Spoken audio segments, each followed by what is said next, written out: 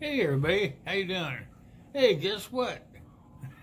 Feeling a whole lot better, as you can tell. I'm looking a lot better, and I feel a lot better. I just need a couple more days, but I'm gonna take it easy. Guess what though? It's Tuesday, and Tuesday is what? Right on. Tuesday's story time. Today is gonna be chapter 10. Come on, let's go. It's getting juicy. I'll see you there in a second. All right. Hey, how you guys doing today? Well, just time prepping. Time to get back to the story. I feel much better now. So, this morning we're going to start at chapter 10. It's called Hard Goodbyes, and it's, remember, a book called Survivor by Angela White. We missed last week, but we'll get right back into it. Takes place on February 6th in Ohio.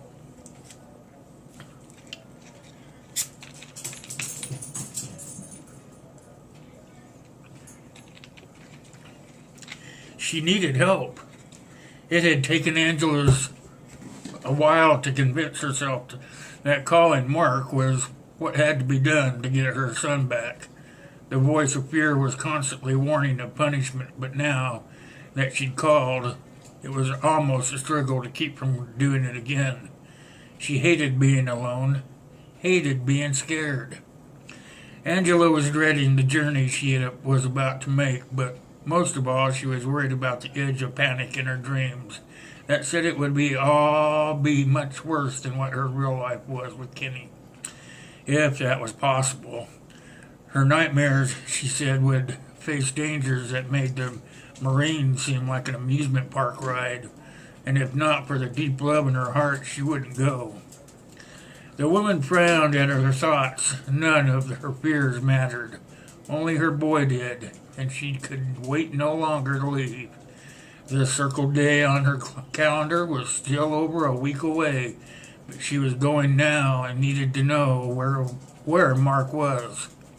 She had been sure he was really coming this time. Without his help, his plans still stood little chance.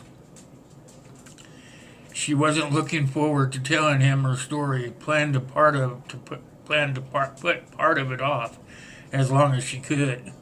But the odds were against her making it alone. And then there was Kenny, who wouldn't just hand her son over and let them go. Between the Marine and the terrain, she would definitely need help. And Mark was the only one she had left to turn to. You can't, her fear shouted, telling her Kenny would kill her for it, and the door in her mind stayed firmly shut. Angela stood stiffly in the dark hallway of the apartment building, fear preventing her from making the call. Once she did this, once she left, there was no giving up. The urge to go inside and keep waiting was incredibly strong, but her heart took control. I'll kill him if I have to. He won't keep us apart. The rush of the angry energy blew her fear away, and the door in her mind swung open. Her breathing became shallow, her hair rising with static, and the power ran through the mud-tracked hall as the witch gathered energy needed to find the mental doors that would cover hundreds of miles. Her eyes fluttered shut as the memories washed over her, strengthening the connection. Jet black hair, long feathered and soft on her fingers. As their mouths touched, he was the only man she had ever loved, and she called for him now, releasing the power vibration that rattled like an earthquake. Mark!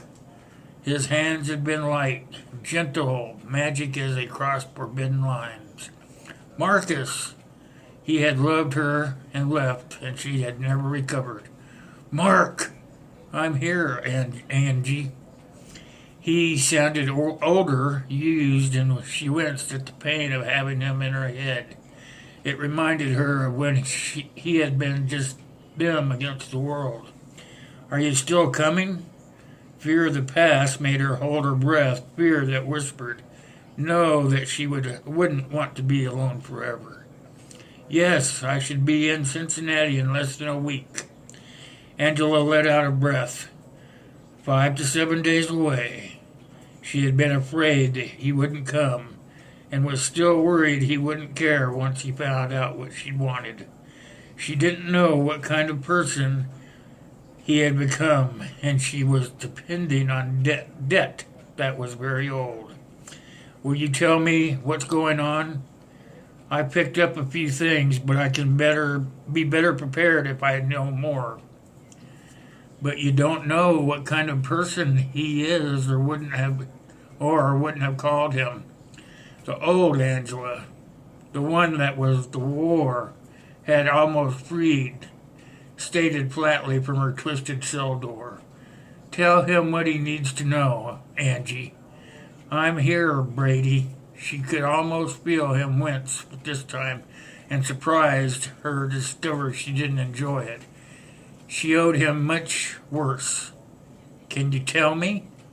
The caution in his voice allowed the old Angela to open the door between them a little wider, and the words fell with a simple awkwardness that made her cry huge, silent tears.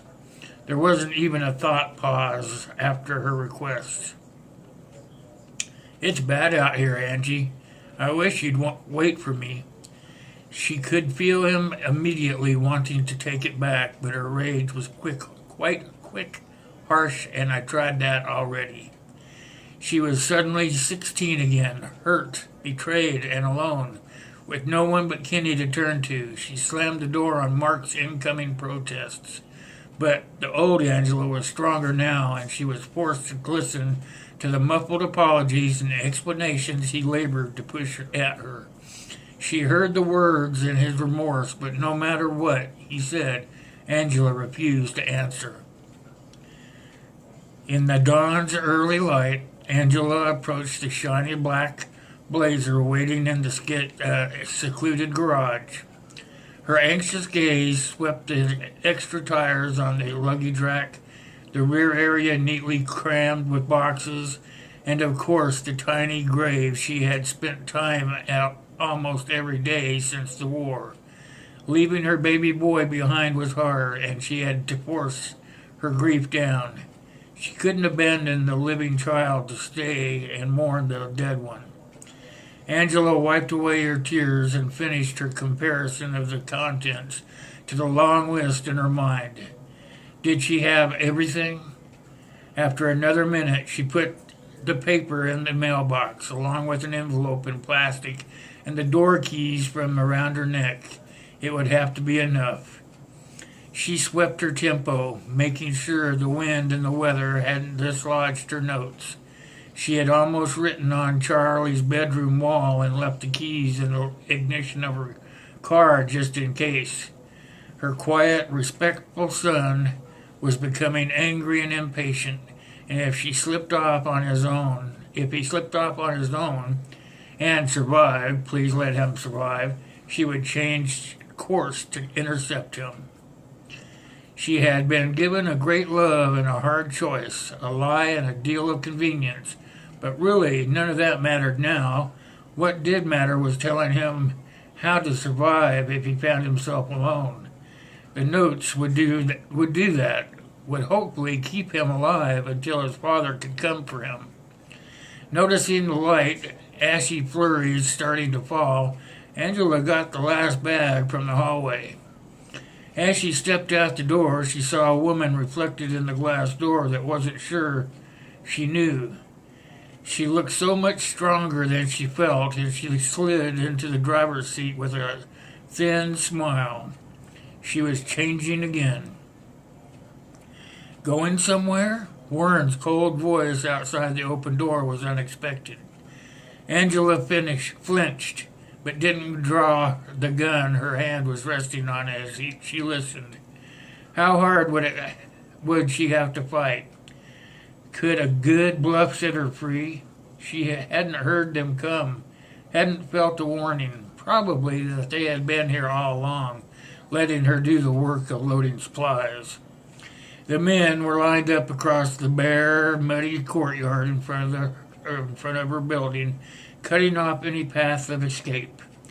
They watched her openly this time, hunger in their leers and smirks, and they were quite to another bad sign. She recognized the outline of vests under thick layers of clothing. Her heart skipped a beat. They had come prepared. Or so they think. The demon inside comforted. Hold your ground.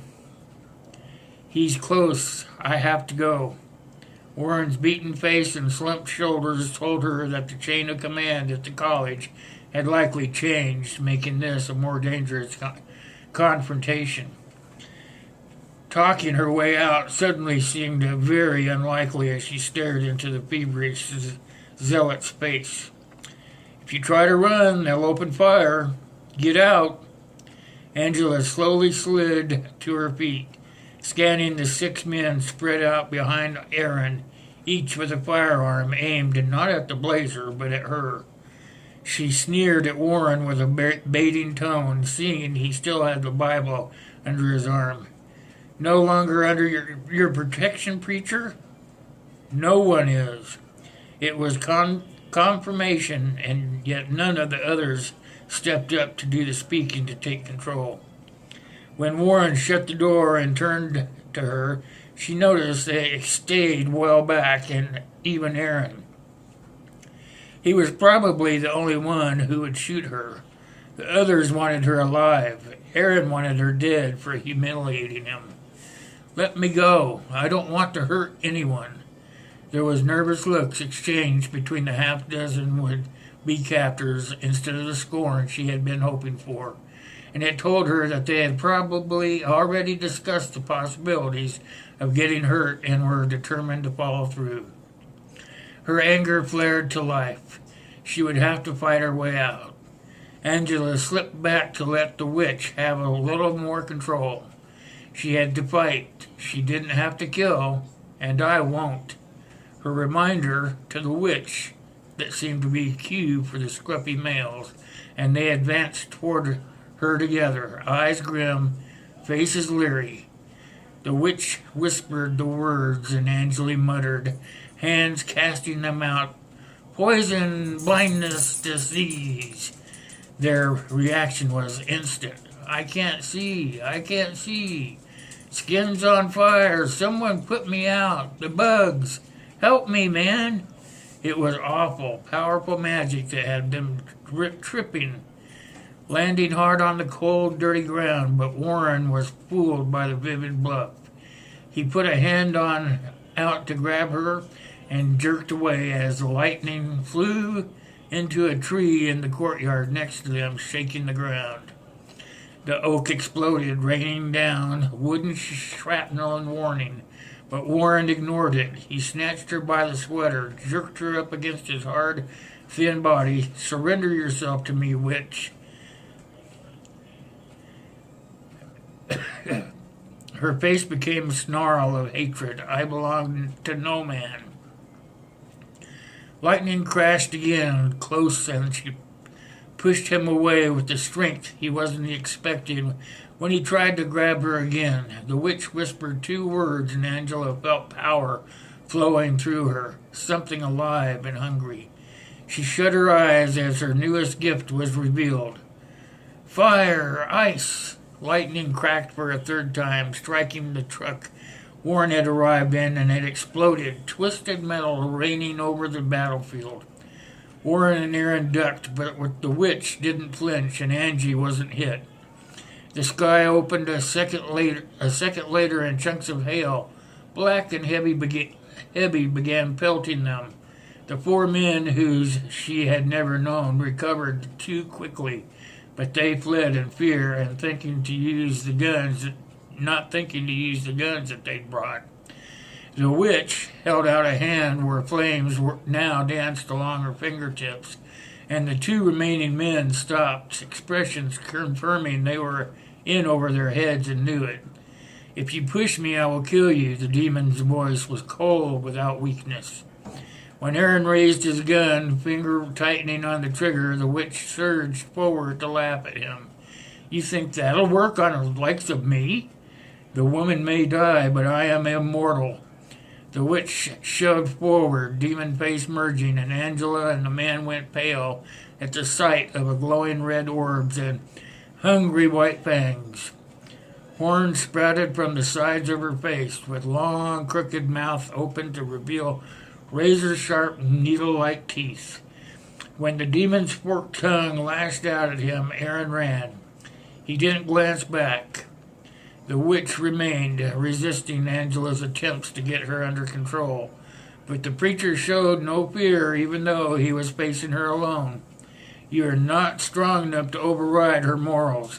She is a doctor. She will not let you kill me, he countered, sure of his answer. The witch grinned, and eyes changing become reptilian. You know so little. Doctors kill often. They just don't murder. This would be self-defense. Leaning on faith, Warren grabbed her arm against the Bible still in her hand. I am the Lord's prophet, and I see you, demon of souls. Surrender yourself to me in the name of the Father, the Son. The witch released the ball of flames before Angela could stop her, and the fire leapt hungrily up the preacher's bare hands and face. He slapped at himself frantically. Angela shoved the demon back before she could hit him with the final consuming blast. Stop! It's enough.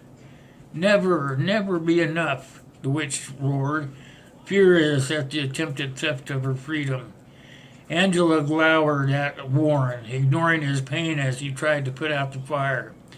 You offended us, preacher, and what the demon wants your soul as payment, she stated harshly as he yanked off his smoking jacket. Fear and hatred filled his face. She'll settle for your death. Angela held out a hand with tiny flames were again flowing in her palm, growing, shaping into a ball. Does it have to be today? Warren wanted to push away, but she couldn't feel it, and Angela let the witch's red eyes blend once again with her own. Last warning, the religious fanatic spun away, a tattered book falling to the muddy ground. All right, we're going to stop there. We're at 17 minutes, so we're going to stop there and we'll start. It's not even the end of the section. We are just about to the end of the first section of Chapter 10. So we'll start at the end of Chapter 10 and go into Section 2 of Chapter 10 next week. I want to thank everybody for coming by. And as you can see, I'm slowly recuperating from that terrible cold I had. So hopefully over the next few days I keep getting better and better, and we'll be back to normal soon. So I want to thank each and every one of you guys that cared enough to check up on me and make sure that I was doing okay. And you guys are just truly amazing. All of you guys are. I couldn't do any of this stuff without you guys. So as usual, it's God bless you and God bless me and God bless USA. Till next time, thanks for listening to the story, you guys.